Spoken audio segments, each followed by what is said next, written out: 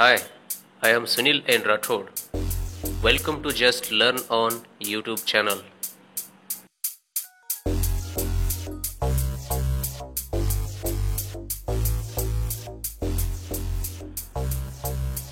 Figures of speech, भाषेचे अलंकार याविषयी आपण आज माहिती पाहणार आहोत. Figures of speech. Figures of speech are important part of poetry. They are used to express something different from the ordinary meaning of words. They may also be used in prose. काव्याची भाषा सौंदर्यपूर्ण, प्रभावी व कल्पनारम्य करण्याकरता भाषेचे अलंकार वापरणे महत्त्वाचे असते. नेहमी वापरले जाणारे काही भाषिक अलंकार या व्हिडिओत दिलेले आहेत, ते अभ्यासा.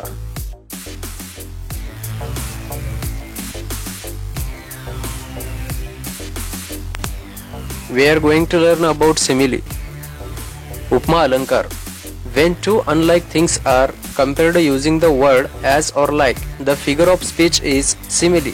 या अलंकारात निदान एखाद्या बाबतीत तरी साम्य असणाऱ्या दोन भिन्न गोष्टींमध्ये like, as किंवा so यासारख्या शब्दांचा उपयोग करून तुलना केलेली असते.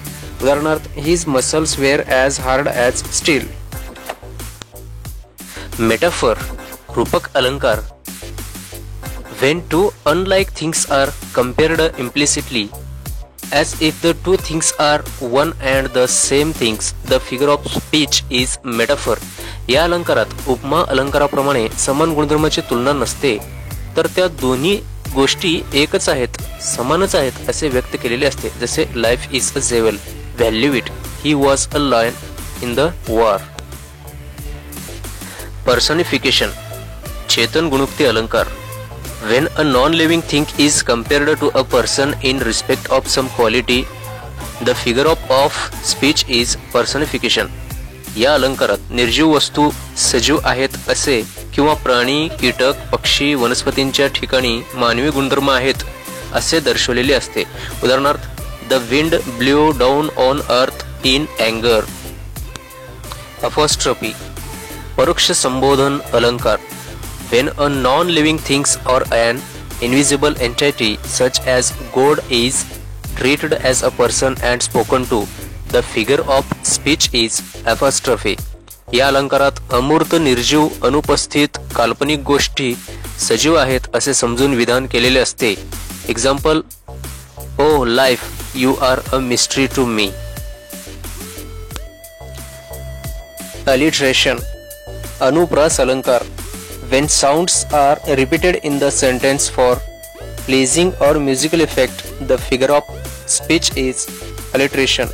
या अलंकारात भाषेचा गोडवा, सौंदर्य, गेयता वाढवण्याकरता एकच प्रकारचे ध्वनी असलेल्या अक्षरांचा उपयोग केलेला असतो. उदाहरणार्थ, see the circle of waves in the sea, the sound of yes. Repetition, पुनरावृत्ती अलंकार. When words are repeated in the sentence for pleasing or musical effect, the figure of speech is repetition. या अलंकारात काव्याचे सौंदर्य व त्यातील माधुर्य वाढवण्याकरिता शब्दांचा पुन्हा पुन्हा उपयोग केलेला असतो.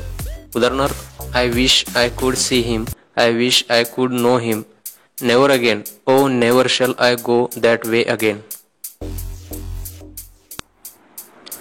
Tautology, पुनरुक्ती अलंकार.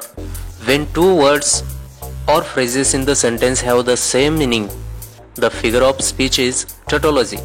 या अलंकारात एकाच अर्थाचे दोन शब्द किंवा शब्दसमूह वापरलेले असतात. उदाहरणार्थ, It was a continuous unending song. The Taj was grand. It was wonderful.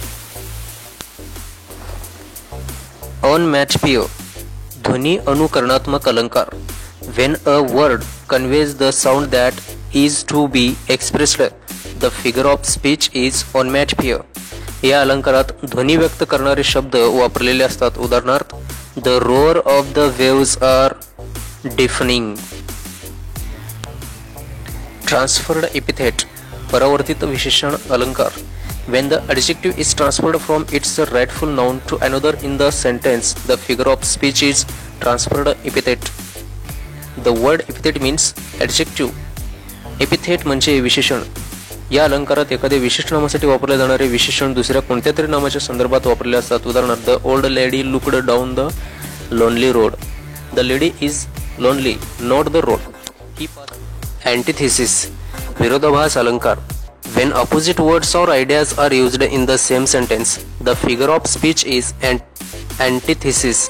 या अलंकारात एकाच वाक्यात दोन परस्पर विरोधी अर्थाच्या कल्पना, विचार, वस्तू किंवा शब्द त्यातील विधान प्रभावी करण्याकरता वापरतात. उदाहरणार्थ, I don't know whether to love him or to hate him. Climax, रसोत्कर्ष अलंकार. When ideas or words are arranged in ascending order of importance, the figure of speech is climax. या अलंकारात काही कल्पना, शब्द चढत्या क्रमाने मांडून उत्कर्ष परमोच्च परिणाम साधलेला असतो. उदाहरणार्थ, he is my friend, my advisor and my inspiration. Hyperbole, अतिशयोक्ती अलंकार. When a statement is overstated or exaggerated for effect, the figure of speech is hyperbole. या अलंकारात एखादी कल्पना, विचार किंवा घटना अतिशयोक्तीपूर्ण, अधिक फुगून सांगितलेली असते. उदाहरणार्थ, he rode faster than the wind. Inversion, व्युत्क्रम अलंकार. When the words in the sentence are not in the correct prose order, the figure of speech is inversion. या अलंकारात काव्यात्मक परिणाम साधण्यासाठी नेहमीच्या वाक्यातील शब्दांच्या क्रमात बदल केलेला असतो. उदाहरणार्थ, up went the balloon. The correct word is the balloon went up. Interrogation, परिपृच्छा अलंकार किंवा अलंकारिक प्रश्न. When a question is used instead of a statement, the figure of speech is interrogation. या अलंकारात एखाद्या प्रश्नातच त्यांचे उत्तर अभिप्रेत असते किंवा व्यक्त होत असते असा प्रश्न वापरतात. उदाहरणार्थ, why cry when you know nothing can be done. Euphemism, पर्यायोक्त अलंकार. When a harsh fact such as a death is expressed in mild terms, the figure of speech is euphemism. या अलंकारात एखादी कठोर, कटू, अप्रिय गोष्ट सांगण्याकरता मृदू, सौम्य शब्दांचा उपयोग केलेला असतो. उदाहरणार्थ, he is no more means he is dead. Exclamation, उद्गारवाचक अलंकार किंवा वाक्य. When strong feelings are expressed in the nature of an exclamation, the figure of speech is exclamation. या अलंकारात एखादी तीव्र भावना, उत्तेजना व्यक्त करण्याकरता उद्गारवाचक वाक्याचा उपयोग केलेला असतो. उदाहरणार्थ, oh for a drink of cool water. For more videos, please subscribe my YouTube channel Just Learn On.